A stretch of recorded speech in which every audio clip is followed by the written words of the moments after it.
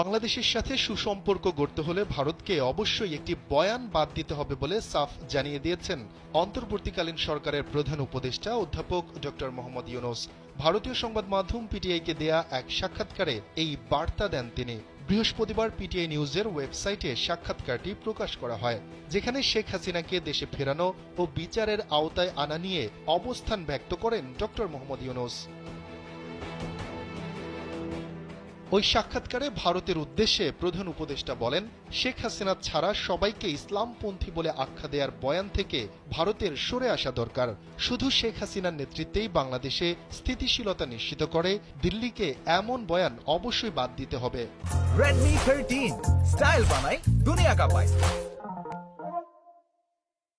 সামনে এগুতে ভারতের জন্য এই বয়ান থেকে বেরিয়ে আসা প্রয়োজন। এই বয়ান হলো প্রত্যেকে ইসলামপন্থী, বিএনপি ইসলামপন্থী, বাকি সবাই ইসলামপন্থী, আর তারা সবাই এই দেশকে আফগানিস্তানে পরিণত করবে এবং বাংলাদেশ শুধু শেখ হাসিনার হাতেই নিরাপদ। ভারত এমন বয়ানে বিমোহিত। এই বয়ান থেকে বেরিয়ে আসতে হবে দেশটিকে। বাংলাদেশ অন্য যে কোনো দেশের মতোই আরেকটি প্রতিবেশী দেশ। বাংলাদেশে সম্প্রতি সংখ্যালঘু হিন্দু সম্প্রদায়ের ওপর হামলার অভিযোগ এবং এই ঘটনায় ভারতের উদ্বেগ প্রকাশ সম্পর্কে ডক্টর ইউনূস বলেন, এটি শুধুই একটি অজুহাত। এই বিষয়ে তিনি বলেন, সংখ্যালঘু সম্প্রদায়ের অবস্থাকে এভাবে ফুলিয়ে ফাঁপিয়ে তুলে ধরার চেষ্টার বিষয়টি একটা অজুহাত মাত্র।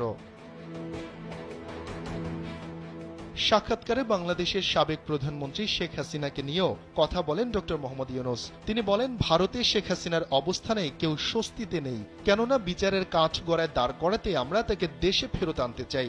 তিনি ভারতে থাকছেন এবং